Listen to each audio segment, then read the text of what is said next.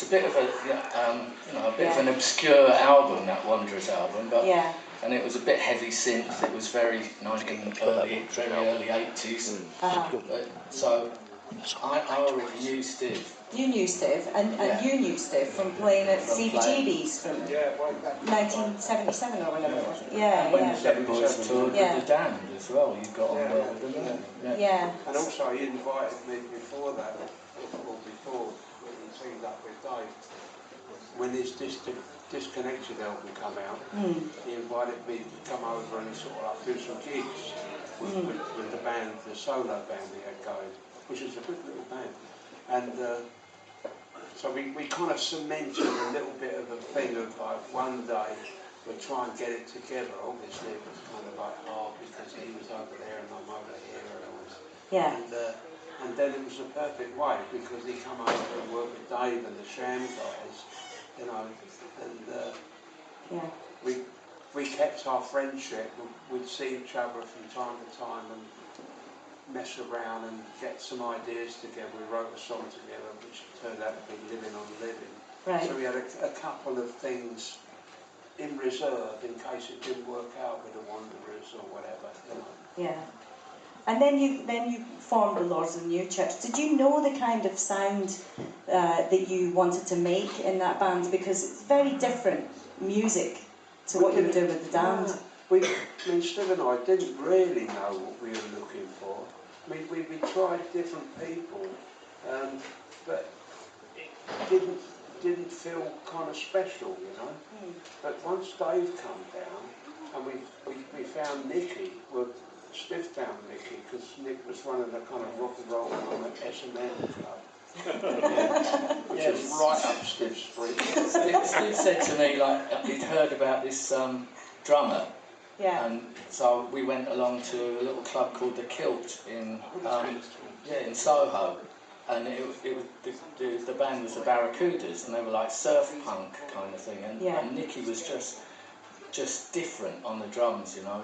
He played more like a minimal kit. He played a bit like the guy from the Stray Cats, Slim Jim, you know.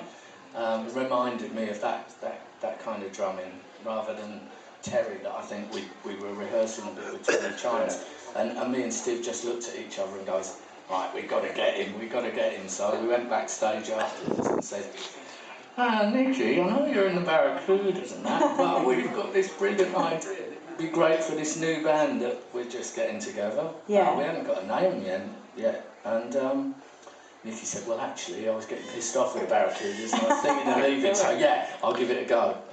We got him in and it was all chemistry was just there straight away. It was dead easy, really. You all just clicked together straight away. It was meant to be. Who came up with the name, the Lords of the New Church? I had an idea for a name called the New Church. Miles, our manager, also managed the Police, and Sting, one of the guys from the Police. Thanks. Oh, you heard him? I'd rather not have heard of him, but yeah, go on. I'm there, geezer. Yeah. Anyway, he was an actor as well, you know, and one of the film scripts that come through for Sting to potentially to play a role in was a thing called the Lords of Discipline. Lords of Discipline. And Miles thought that was a really good name for a band, so we mulled it over, and it was like, well, I don't know about Lords of Discipline, but I can't remember who actually came up with it, but one of us did. Like, well, let's make it Lords of the New Church. Everybody's happy then. Brilliant. Great name and a really great look for, you know, the typeface and the look. The designer was fantastic. Whose idea was that to get Graham involved, Graham Humphreys?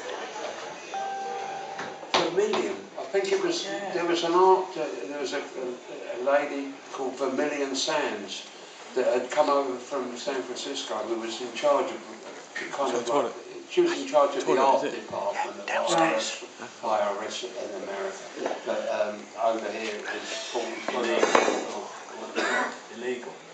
Didn't she originally have a single on Step Forward as well, didn't she? Yeah, with Tanner, right? Yeah. Anyway, she knew about this guy, this artist, this up-and-coming artist called Graham. And so we checked out what he kind of like been up to and stuff like that, and we thought, oh, he's interesting, this guy, you know. Very, very good. And then it went from there, really, you know, like Steve sort of give him a good old sort of ear bashing about some ideas to do with the Lord's thing, the first cover that we wanted to do. And he worked with us for a couple of them. I still work with him now for my solo stuff. He just did my last album. Yeah. And he's just an amazing, amazing artist. He does a lot of horror stuff, particularly kind of like when you've got like sort of stuff coming out that's been out before. What do you call it? Oh, the Evil Dead, and he did all that. Yeah. I mean, that was his big one. When the Evil Dead come out, he did the artwork for that, and it was like, that's Graham who done that. You knew it straight away. It's instantly very recognisable. distinctive. Yeah. Did you know, like, I mean, were you aware of that goth scene that was emerging? Do you identify as a goth band, or were you just a rock and roll band? Some people call you a supergroup. What are you? I don't think we identified ourselves as a goth band at all. No, we were just us. I mean, Steve, you know, at one point, because we changed our look a little bit, but at one point Steve was, you know, probably at the forefront of that goth scene, just dress-wise. Yeah, he was. You know, he was skinny and pale and dark hair, but a bit of Johnny Thunders about him as well. And but also the dark makeup and the clothes from Kensington Market and those places where they were just starting to come up with a new look, you know, after punk. There was a shop down King's Road called Johnson & Johnson, wasn't it? Yeah. And they had a lot of interesting things, so we tended to sort of like wear a lot of the stuff from there. Because we got it free. Because Nicky Turner, the drummer, his wife worked there for a while, so bonus. we had an in there. Excellent. And you hit the ground running, didn't you? The songs were just flowing, and suddenly you had your first self-titled album and a bit of a crowd in the States, certainly the States versus the UK. Yeah. Mad times in the States, Ivan? Yeah, really. Yeah, pretty wild. The thing was, is over here, especially on the first tour, etc., it didn't really mean a lot to anybody. Yeah, we played Huddersfield, and it was apart from two of his cousins, it was a man and a dog, literally. A whippet. A whippet. Rover. Actually, that was a very very rememberable gig, because the guy in the place, it was an Indian restaurant with a stage downstairs. so in his infinite wisdom, the guy said, you know, just help yourself, have whatever you want to eat and drink whatever you want, and then you guys can play afterwards. And this lot got so pissed that by the time they came onto stage, I think Brian was playing one song and the rest of the guys were playing another song. And it lasted all of about 17 minutes, I think, in all, where it just fell to bits. It was fantastic. Both the audience walked out. Both the audience. Is that the dog and the dog and the man. The dog's now in the London SS.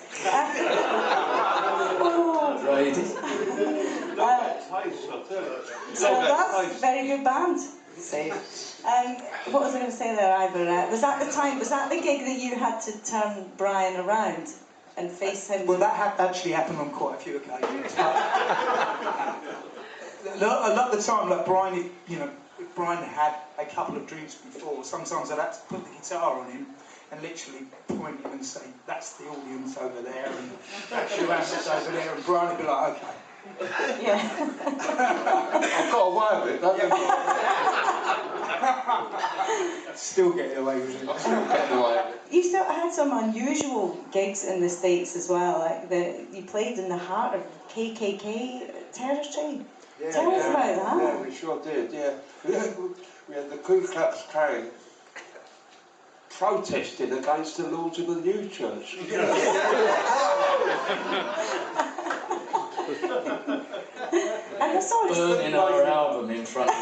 they were. They're possessed by the devil. But Steve went on to do some like debates, for some religious debates with some senior people. There was The Pope? Yeah, no, not the Pope. He's not very well. No, it's, some head of another church that he went on, and this guy was like dead serious and had his Bible and everything like that, and he was going, "What church are you? How do you identify yourself? Are you a priest?" and everything. Have you never seen this? Steve was always into conspiracy theories. Yeah. Yeah. So He was winding the church guy up. Yeah, he's the biggest woman that merchant ever. Steve. Yeah. Bit of a practical joker as well. Oh, totally, yeah. Oh. Yeah. Lots and lots of practical jokes, yeah. Yeah. Tell us about the chewing gum and the self-hanging. Well, he did that a lot, you know, he would keep the chewing gum on the mic. If you watch the live at London, you can see him with the chewing gum and stuff. But just to give you an illustration of what Steve's little mind was, we played in Cleveland, Ohio, where Steve was from, and he was in a close town to there. And he said, "Guys, before we leave, we've got to go and see this. You'll never believe it. It's the National White People's Party of Ohio." And so we went along thinking it's going to be some grand mansion or something. It was like some little guy's bungalow. We went in and had a few swastikas on the wall. It was really a bit daft, you know. Yeah. And so the next day we were going to play in Detroit. And we checked into this hotel in Detroit, which was in the middle of the really area where it's all black people. Right. Yeah. The hotel was called the Book Cadillac. I remember this. Yeah, and what we used to do, because we looked a bit weird back in those days, especially for the Americans, you know, so we used to stay in the van while the tour manager went in. Yeah. Got the room keys and everything, so when we walked into the lobby, they couldn't suddenly say, you know, "We've got no rooms left, sorry, mate." And so as the tour manager's getting out the van, Steve just patted him on the back and said, "Good luck, Simon." So Simon walks in, and about 15 minutes later he came out and he's got a bit of a white face, and he goes, "Bloody hell, I've never known such a hostile people out there like that." And Steve goes, "Look on your back." And on the back of his leather jacket he put one of the stickers of National White People's Party in Ohio. And everybody, all the hotel clerks and all the people, they were all black. That was Steve's idea of a practical joke. One of them. I mean, there's the touches in the book a little bit about the wild fights. Who was the fighter in the band? Ivor. How you've changed. What were these wild punch-ups? Because it's like there's a sense in the book, lots of wild fights, and then there's nobody elaborates on it. What are you hiding? Me and Ivor had a couple of wild fights. They weren't much of a fight. No. We always used to get into scraps. Yeah. One of the things I hated most was having to check out hotels. We had to check out hotels really quickly because one of Steve's favourite things was to super glue everything down. So he'd like super glue the phone to the stand. The whole room would be super glued. He'd super glue the taps on. So every time we were checking out of hotels, we'd be like, "Let's get out of here really quickly before they realise what he's done." You know. Yeah. Completely insane. And you would end up getting in a fight with someone. Absolutely. Interestingly, Dave Tregunna, I got a text from Nettie Baker today, Ginger Baker's daughter, Okay. who said that her dad told her that you and him had a bit of a scene too. We did have a bit of a scene, yeah. We didn't have a fight, no. Oh, you didn't? No. Well, to cut a very long story short, we were in Tokyo, and the promoter said, "Let's go for drinks afterwards." And so I'm sitting there having drinks, and I see over there Ginger Baker, and I loved Cream, you know, they were a great band. When I was really young, that was one of the early influences on bass playing. Jack Bruce was brilliant. So I went over and started chatting to Ginger Baker. Got on really well with him, you know. And wow. He said, "Come to this club, you know. I know the owner, you know. We can carry on drinking and everything." So we went to some club in Tokyo and walked in there, and it was all dark, but there were 2 tables racked full of all bottles of